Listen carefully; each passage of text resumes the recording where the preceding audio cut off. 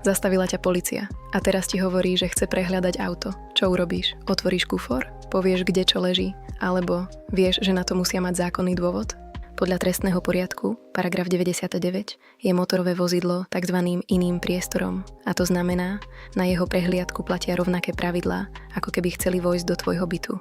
Teda potrebujú písomný príkaz od prokurátora alebo sudcu.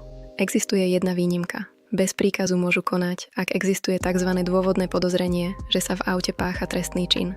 Ale, a toto si dobre pamätaj, nestačí, ak ti policajt len povie, mám podozrenie.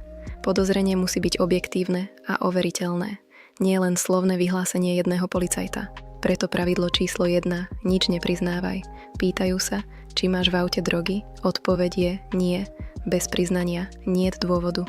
Bez dôvodu niet prehliadky. A ak ťa vyzvú, aby si dobrovoľne vydal veci, nič nevydávaj.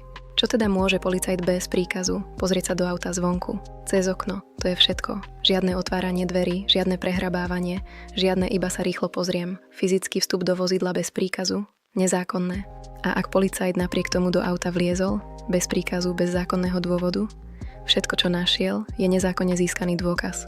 Nezákonný dôkaz nemôže byť použitý pred súdom. To nie je môj názor, to je zákon. Ak by aj k niečomu došlo, nepodpisuj zápisnicu o vydaní veci. A hneď ozvi sa na rastamama.sk alebo si zavolaj vlastného advokáta. Každá minúta sa počíta. Ale pozor, jedna výnimka. Ak je tvoje auto zastavené v rámci hromadnej policajnej akcie, pátranie po hľadaných osobách alebo veciach, vtedy sa autá prehľadávajú rutinne, jedno za druhým. Tam tieto pravidlá neplatia. Ale pri bežnej, náhodnej drogovej kontrole platí všetko, čo som ti povedala. Takže si to zhrňme. Nič nepriznávaj, nič nevydávaj, nepodpisuj zápisnicu, chovaj sa prirodzene, nič viditeľné v aute. A ak si neistý, rastamama.sk.